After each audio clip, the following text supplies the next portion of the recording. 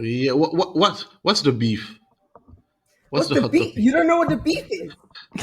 No. Where have you been, Jonathan? Okay, you're gonna fight today, today or today. You're going to learn. Okay. Oh. Welcome, ladies and gentlemen, to another episode of the Swish Nomads podcast. This technically is a bonus episode because we're recording midweek. You are going to hear this tomorrow. We are recording on the rest day of AfroBasket 2025. My name is OG and I will be your host today. I am joined by the wonderful, the intellectual, and the computer that is The Beard. How are you this week? Yeah, I'm good. I'm good. It's a semifinals tomorrow, so it's nearly over. Let's can't wait to see who makes it. I'm also joined by someone who we don't really want to acknowledge is here, but because we're being fair, we're going to acknowledge him. Djigo from Senegal is here. I don't know why. I guess you should say hi to your fans and that. Go on.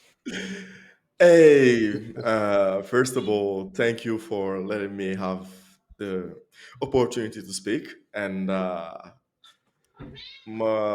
to all my fans and people all around the world, all Senegalese people, you're being represented like proudly. We are all proud of you here. You're proudly represented by me. And just wanted to thank my friend Keto that made this podcast happen today. So yeah, really excited about this one. It's really difficult for me to even be mad at you because you're such a nice guy. You're so annoying. You're so annoying. Okay, so the reason why we're doing the bonus episode, for those that don't know, obviously myself and Jigo have beef because Senegal put juju in our water. I'm gonna say it. That's what they did. They put juju in our water, and Nigeria was not able to beat Senegal, and none of us could Please be explain what fair. happened.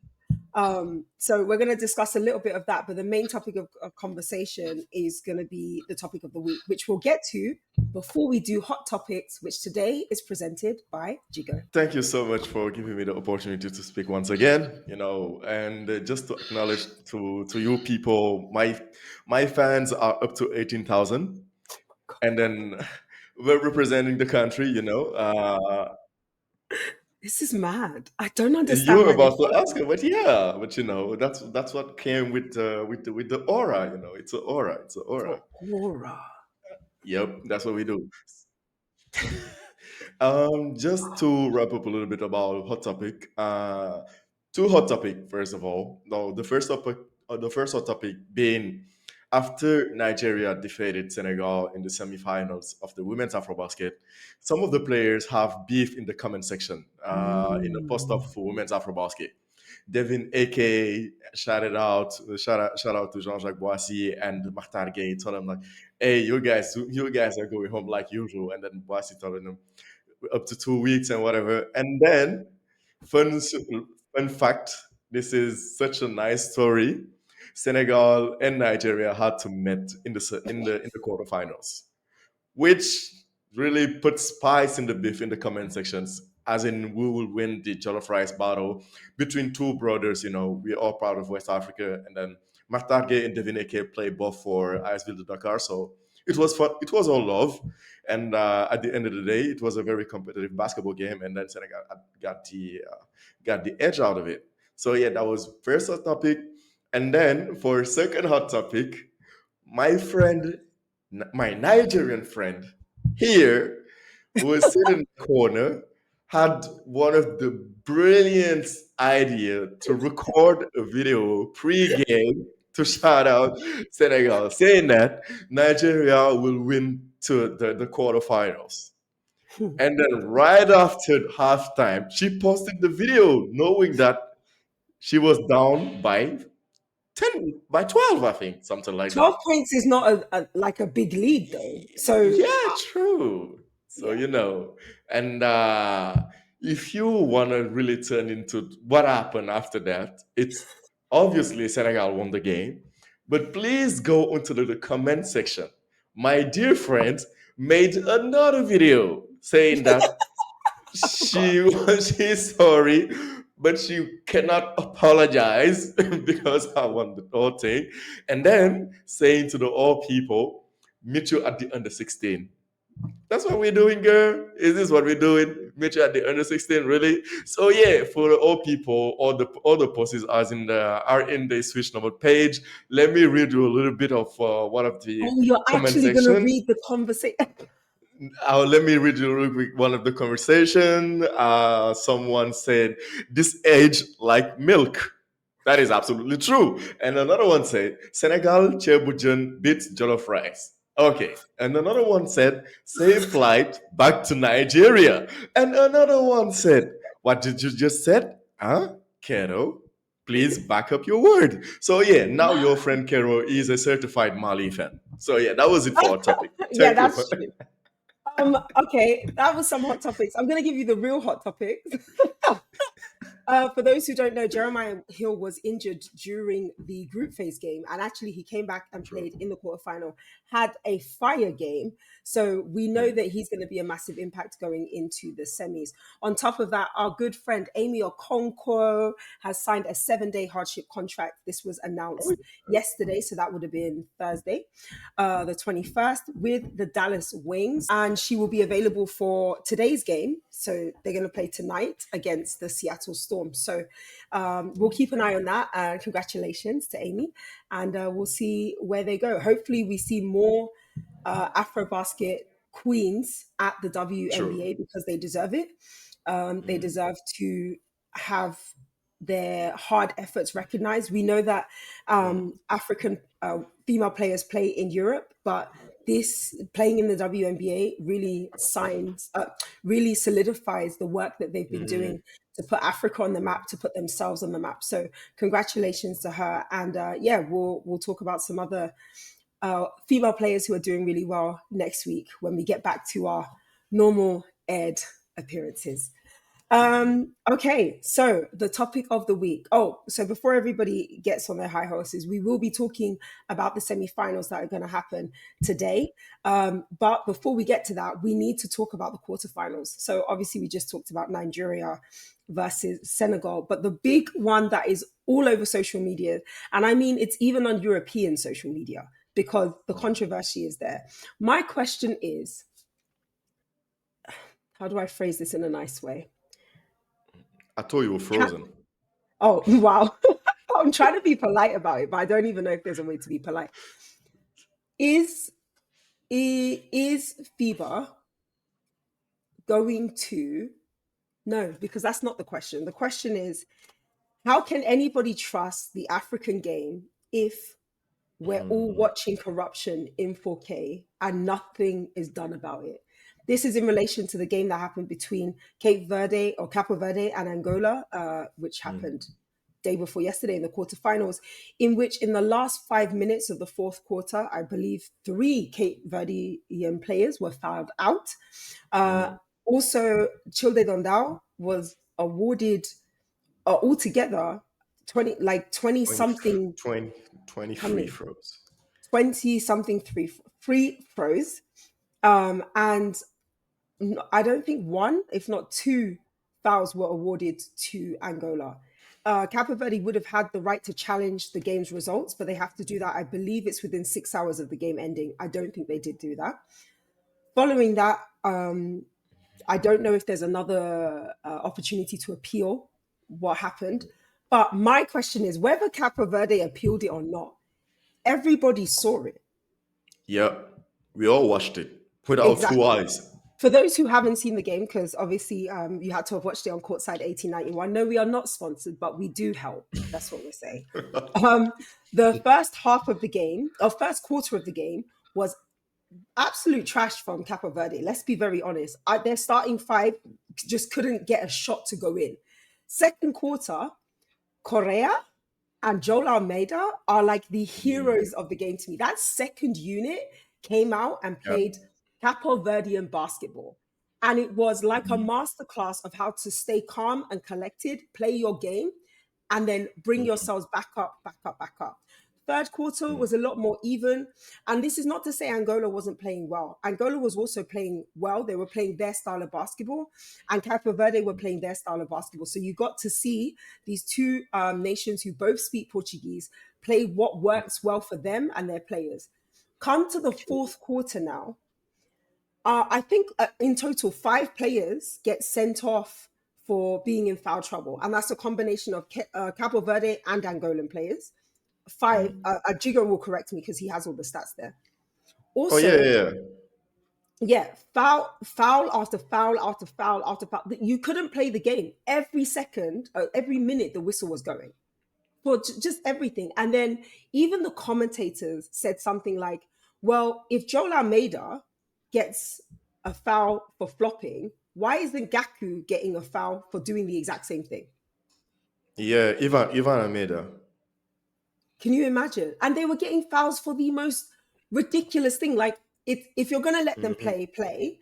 Or if you're not going to let them play, then you need to call everything. You can't just call one thing and not call another thing. And I think that's That's what my point. frustrated a lot of people. You even had Angolans saying, this doesn't seem fair and it doesn't seem right. What is happening here? Because my main thing is, you didn't only rob Capo Verde, you robbed Angola. Because everybody now knows that that win wasn't down to how good you played as a team. It's because the Yeah, refs gave it to you. true. And I don't know, as an athlete, I wouldn't feel comfortable with that. I wouldn't. I would have been so mad after the game. But shout out to Joel Almeida and Mm, the coach of the Cape Verde basketball, because they were really classed on addressing the matter. Like for real, I watched them post game interviews. We had the videos yesterday. We watched them post mhm, game interviews. He said like there are some things that we cannot control, and then we played our style of basketball, and then we are thanking all the Cape fans all over the world that support us or throughout the competition. This is masterclass. How can I say it? Like, this is how you show that you have class mhm, for real. Because after what happened, I feel like everybody saw that the game was refed in one way. mhm, And it's crazy when you think about it, because it's a basketball game, and there is two way of officiating a basketball game, right? Sometimes refs want to control the game, so they be calling the fouls earlier, which is acceptable. But sometimes the refs let it play along, right? mhm. Sometimes the refs let slide all the physicality that going on that are going through the game. But what really happened, and which really sucked for Cape Verde, it is the refs did accept the level of physicality only for one team. Agreed. They weren't fair on how they be calling, or how they were handing out fouls to Angola or to Cape Verde. For one play, for example, when Eddie Tavares had the ball down in the block, right? Yes. He got the ball down in the block. You had two Angolan players trying to swipe the ball out of his Mhm. hands, Yes. and they were like doing this and that. And after He that, was he getting just passed the slapped ball. everywhere. He was getting slapped everywhere, and that's crazy because you're not protecting the best center in Africa. Let's be real. In that Mhm. competition, Yeah, Eddie yeah. Tavares is the best center in Africa. Come on. Agreed. So those are type of calls, and also how can you be handing a technical foul and a foul for flopping to the best player of the team? Ivan is the best player of Cape Verde, right? Mm. And then he wasn't even playing his game because he was kind of frustrated from the first Yeah. quarter to the On the third half first when one. he was getting out. So he was Mhm. frustrated. That's why you got Anderson Correa and Joel Almeida had to step up in the second quarter to kind of get out of the game a little bit. But still, you have your second best player getting thrown out of the game like this in the third Mm. quarter because you say he was fouling, he was flopping. Sorry, No, they called it flopping. Yeah. they call him flopping, but the Crazy. thing is, he had a technical foul just before, Before, and then yes, a agreed. And unsportsmanship foul, unsportsmanlike. The unsportsmanlike, unsportsmanlike we foul. watched that over and over again. So, Jonathan, just to let you know, basically it's Childe on down, no? Childe goes Yeah. up to try and gather the rebound, and he's Mm. falling backwards. So as he's falling backwards, Almeida is behind him. He's also trying to get the rebound. He falls Yeah. backwards into Almeida. Almeida tries Mm. to catch him, doesn't Mm. catch him, and then he falls down on the floor. Almeida sees the ball and then tries to go over him to get the ball. They called it unsportsmanlike. Yeah. everybody who watched the replay, even the commentators are like, it doesn't he's not going for Childe at all in No, any he way. was going for the ball. He was going for the ball. So why would you call that unsportsmanlike? And then the thing that I don't understand is the technique the flopping foul that he got, the Mm, technical that he got out of flopping. The thing is, he was in his shooting motion, and then facts. the player landed in his space. What you want him to do? It's either you just don't call the foul and then everybody play along. Like, you don't call the foul, it's okay, but you don't call it on him, saying that he did flop. And then the thing that really bothers me, I'm wearing a Cape Verde jersey today, by the way. I So love that. I love the the support. thing that really bothers me, it's like when you watch the game, you kind of realize that Cape Verde was playing bigger than basketball, Yeah, because we knew what happened in the island over there. They had a big natural catastrophe going on over there in the last past 2 weeks, and yeah, throughout the competition. So when you watch the game, when you watch them play, you realize that these guys are playing something bigger than basketball. They're representing their country with pride, and it yeah. is so ashamed, and then so like it's really like it's really hurtful. It's really hurtful for them to have him to go out to the competition like this. Have not to Yeah. compete against only 5 players, but you have to compete against 5 players and the refs And the and refs, also the yeah, crowd. So yeah. it's 5 against 7, which is really unfair for at their end. And then just Angola, just they just did play. As long as Cape Verde get robbed, they also get robbed, because people will think about it and will say like they won the game because of the refs or whatever the case may Exactly. be. I'm not going to tell you that Angola won that game because they were the better team. They're not. And anyone Yeah. who watches that game will say the exact same thing. Look Angola at the free could throw have lost that disparity, and then game. they only won by 10. That's crazy. They were only leading by 5 in the last couple That's of what I'm minutes. They only won by saying. 10 after all the free throw disparities. Think about it. Only one players shoot 23 free throws. And aren't you telling me like every time that Tavares had the ball down in the block, he wasn't getting fouled? Mhm. Absolutely not. So if you're trying to call the game, if you're trying to let the physicality slide, it has to be on both hands. You have to be fair on how you're officiating the game in both hands, but not only in this hand and heading it out for the other hand. Everybody said it, and I'm calling it now. It was a home court treatment, and it's very unfortunate that it has to happen to Cape Verde, and everybody's questioning themselves if this happened to arrive in the game against Cameroon. So Now this is there my is next serious question. question. So The now beard, this even though is a you have a serious question. yeah, I say if that happens again, what they need to do is they resort to whatever legal help, whatever legal aspect they can tackle, and if we need to pose uh, a reclamation, I don't know how we say it in English, or so like an they do appeal. it as soon as they can. If you have 6 hours, yeah, if you need to lodge an appeal, they do it within the time frame allocated. The support. I mean, if you're going out to make this kind of serious allegation, I'm speaking as a reporter, as a journalist, okay? And if you're going to make this kind of serious allegations, you need to back up. You need to have backup evidence, because you can't just go and say, "Hey, I've been robbed because there have been so many fouls and all that." It's your call against the ref's call now. Whatever the ref will say, okay, I've seen that. He will say it's my call. And Mm. you need to have serious backup, serious evidence when to to be able to lodge an appeal. Mm. So is the game not evidence enough? Like if you said okay, for example, but watch the game, look at what the ref did, does that not count as Okay, evidence? you It you need does. to I have feel like I don't know.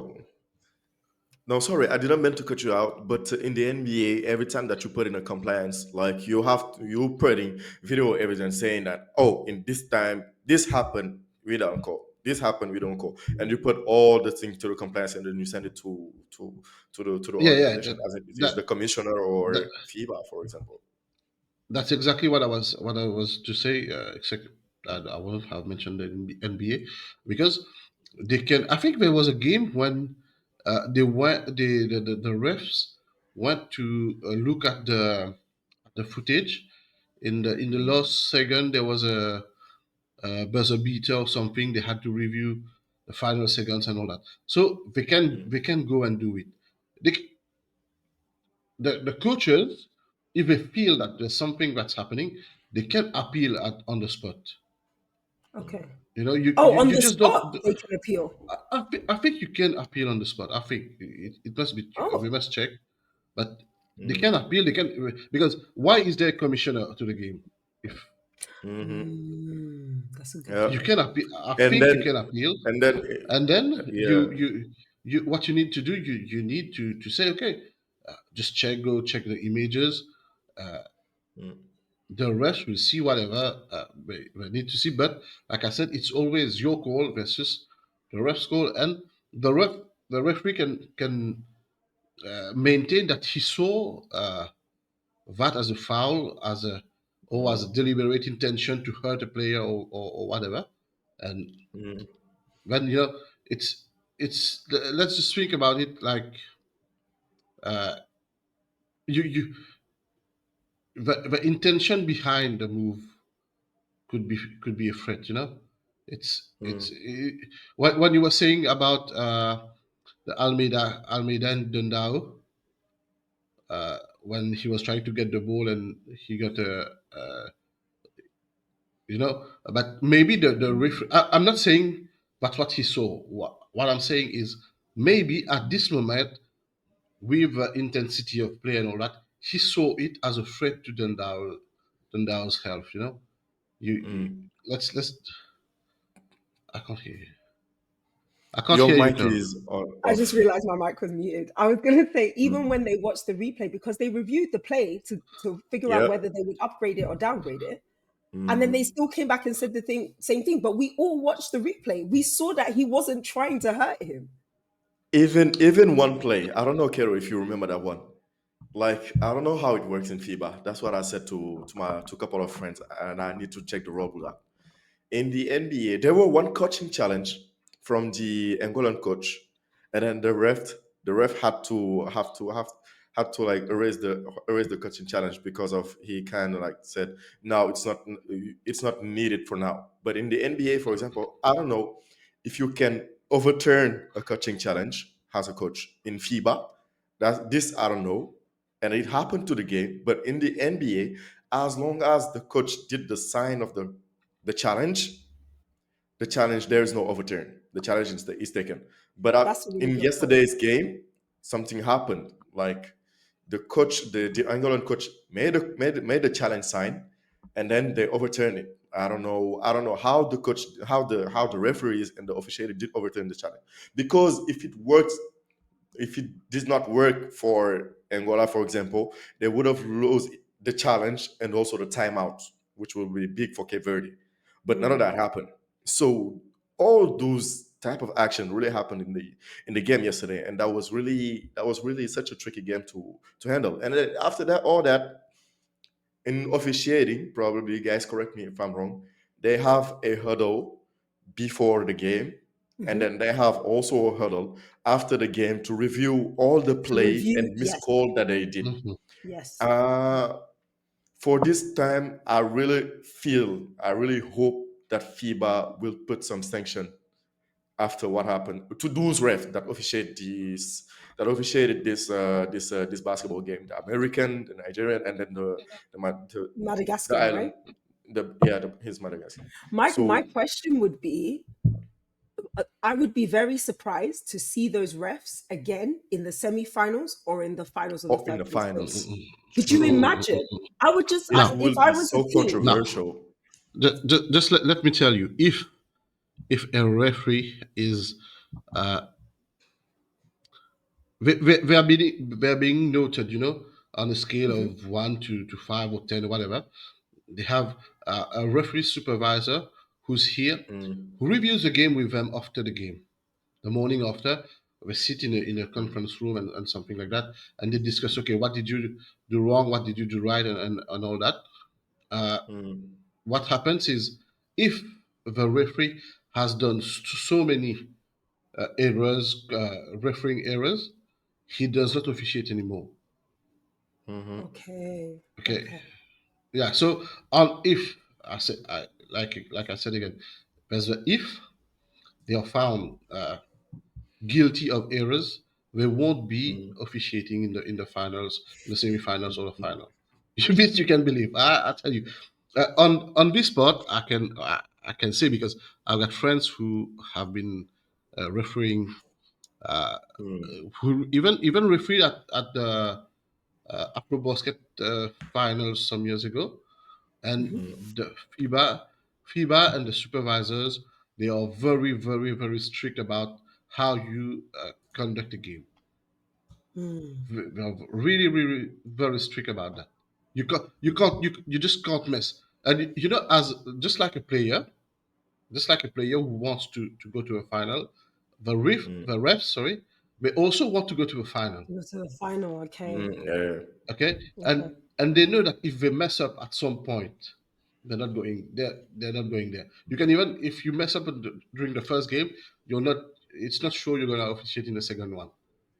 So then my I tell question to you. you then becomes, my third question is, do you think the refs did it on purpose or you just think they were bad refs?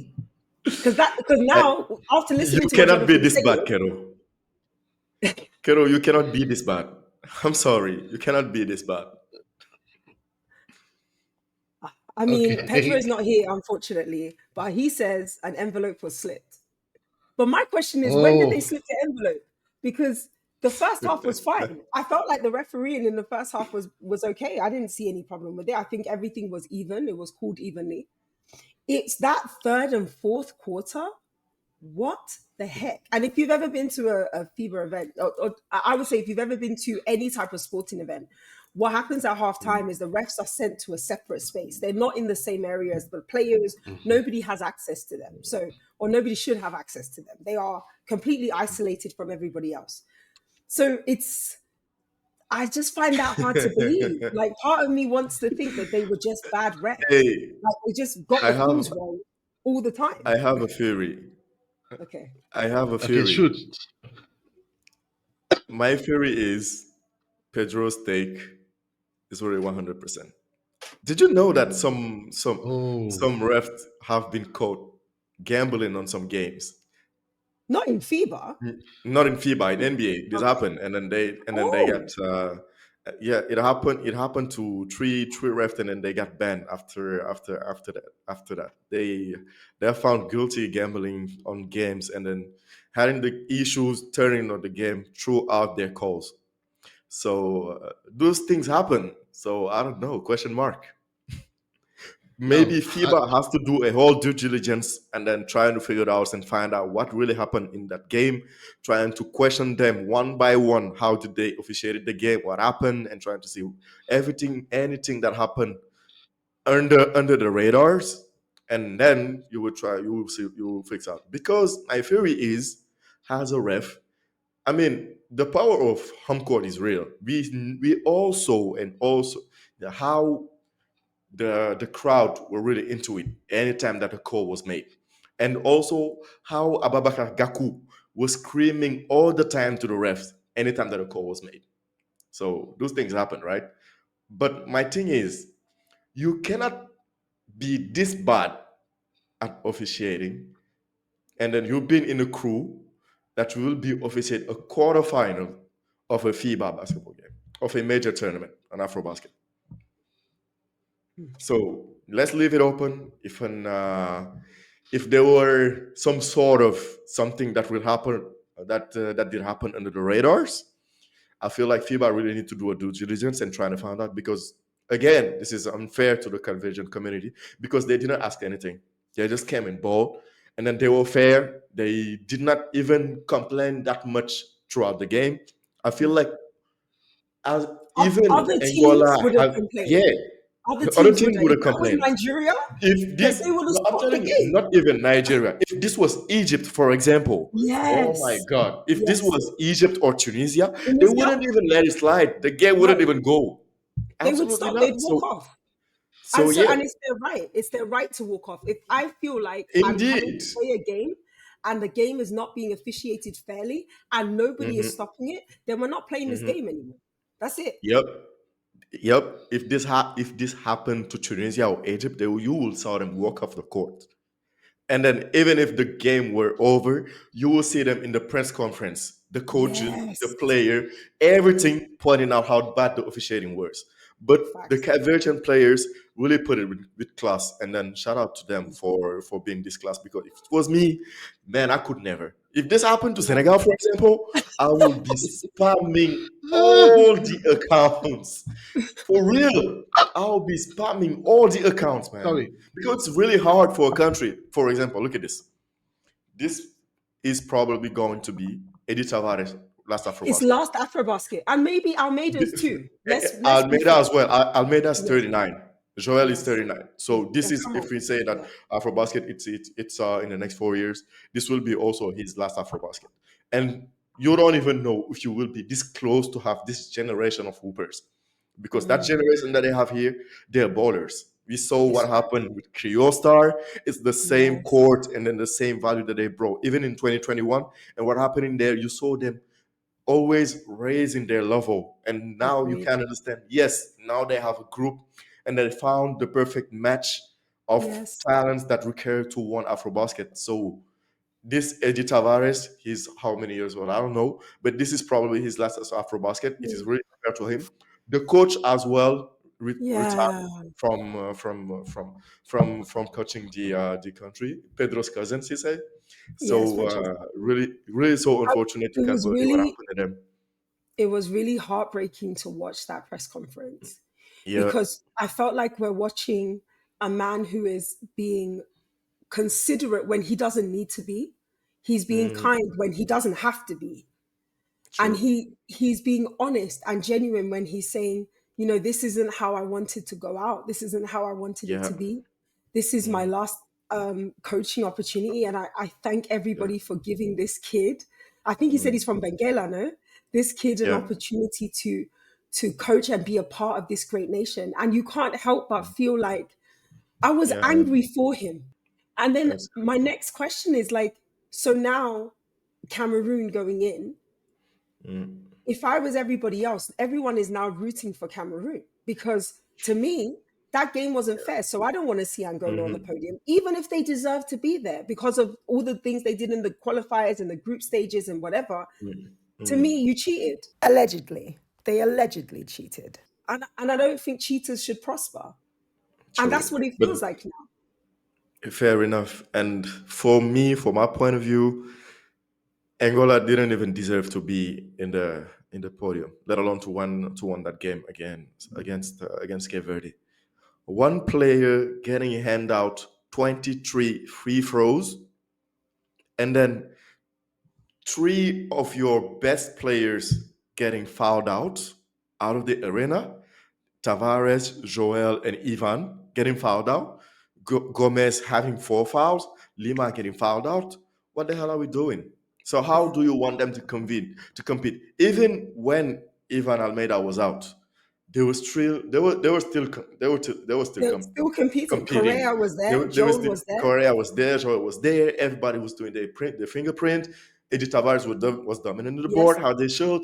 And then from to the last 5 minutes, and then when Eddie Tavares was sent out to the arena, and that non-call that happened when he grabbed the ball, knowing that Angola's like they were in foul trouble. When they Yes. if the refs called it, he would have went to the free throw lines and made those his free throws. It would have been a 5 point game. I Yeah. guess who knows? And it's sad. It's sad because all this now it's a what if the refs did officiate it really well, and then I would have been sent at home. Yeah. So I don't know what happened. Probably we all want the host team to go to the finals so that all the arenas can be packed and I fill out or whatever the mean, case may be. But come on, I don't like, know and about this that. only happened, and this only happened in this FIBA Afrobasket. Have you ever seen this happen in Europe?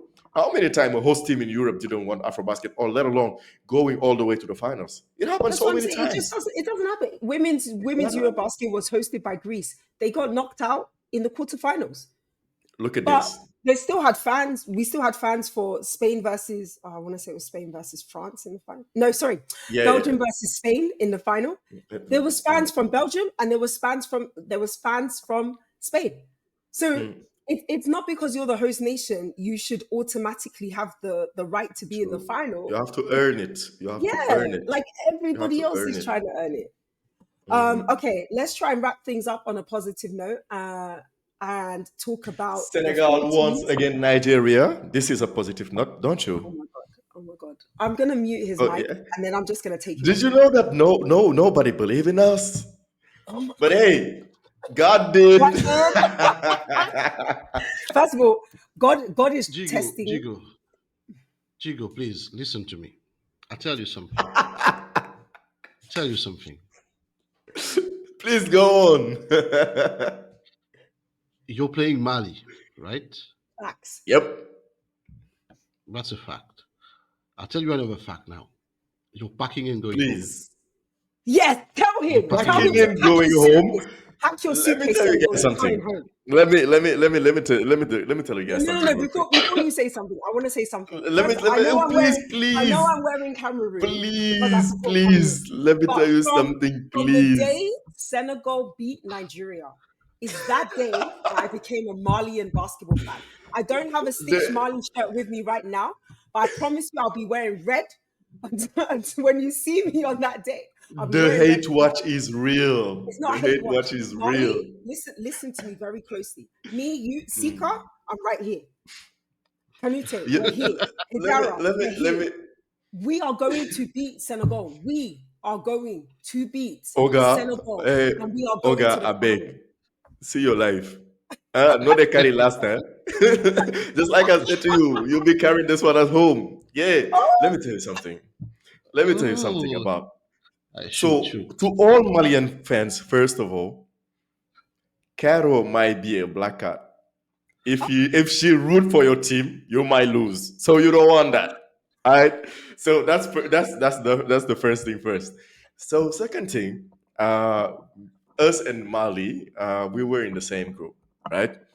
So something happened in the basketball tournament. The hardest thing to do is to beat one team twice in the same tournament. It is very difficult because the team will adjust to your strategy. Same happened to USA. We don't want to talk about the Olympics, but I'm giving out that Mhm. example. Same happened to USA against Serbia, right? They Mm. beat them in a preparation game. After they were in the same group, they beat them in the group phase. On the semifinals, Serbia came red hot and was leading by 15. It took Team USA a brilliant Steph Curry, a Devin Booker, and a Joel Embiid defending on Jokic like a glue to go out in the game. And then even Steve Kerr said it. The hardest thing that you can do in the one and done tournament in the group phase, it's to beat one team twice. But let me tell you something. We did beat them in a group chat in the group phase without even playing well, right? We Shut were up. shooting under 20 something percent from three. And then they were red hot. Koulibaly had a masterful game that game. And now you saw that the level really skyrocketed a little bit. Branco Baggio have 2 game over 30 points. What do you expect from that? Jean-Jacques shoot over 50% from the 3-point range in the last 2 games also as well. So it showed that we did beat Mali even without playing great. So now, what did you expect us to do, knowing that our two gunners are now red hot from three? Good luck, guys. Okay, And I, once I again, answer. to Mali's I answer. fans, you don't want Kero to root for your team. I tell you something. I tell you something. Okay, listen, listen. Just listen. Write it down. You know, Let me take there's a a pen player real in quick. Mali. Okay, yeah, you can. You will need. No, it's on record, so never mind. There's a player in Mali. The guy he wears the jersey number 4. Mm. Okay, That player, his name is Siriman Kanute. Say it again. I tell you, in case you didn't hear it, his name is Siriman Kanute. There's another player. He's a center. His name is Umar Balu. Okay, these players, they were part of the under 19 All-Star 5.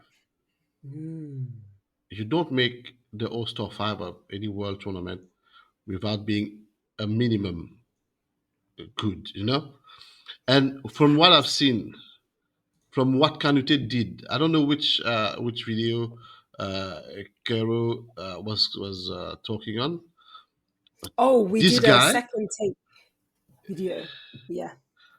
this guy, from the time I saw him play in Mauritius in 2017 and today,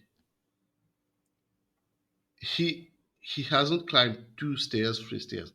This guy has climbed all the way to the sky. He's been just Okay. uh, you can't just take Too it. much You can't just history say him. about there, bro. You don't No, feel no, like no, you're no, putting too no. much history here, man?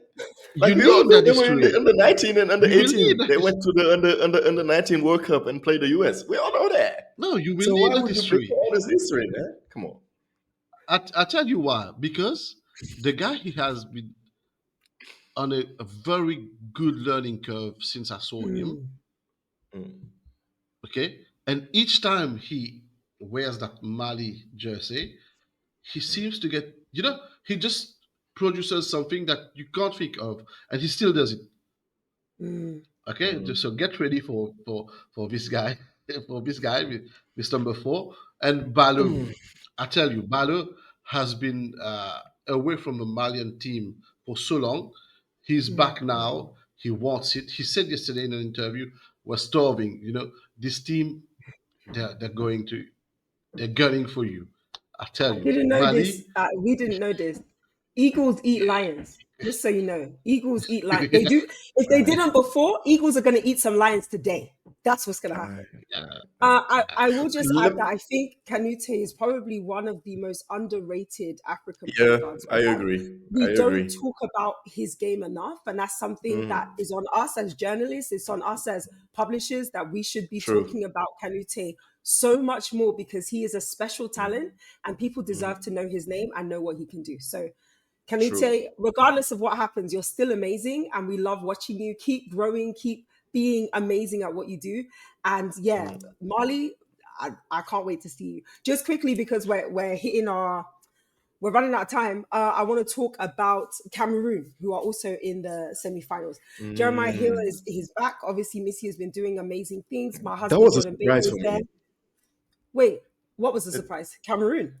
No, Jeremiah Hill Yeah, I coming thought back. he was The out thing for the is, I tournament. thought it was a tournament injury, like a tournament Me ending too. injury, and then he would go home.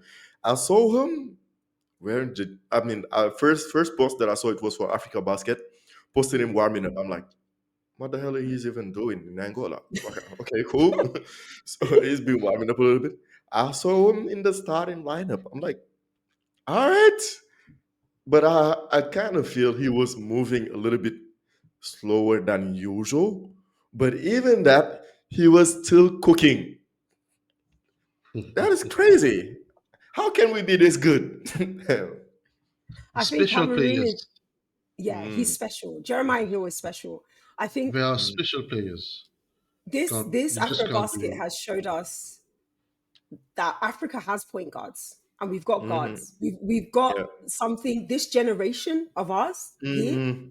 is something special and something that young people should aspire to. They should watch our Yeah. point guards and know you can do what they can do if you put in the work, if you try hard, if you believe in yourself. Jean-Jacques Boissy said it. He said it. I didn't believe that I could get here. Now I'm here. I want other people to know they can do the same. That's it. Hmm. All Yeah. every team bar Angola deserves to be there.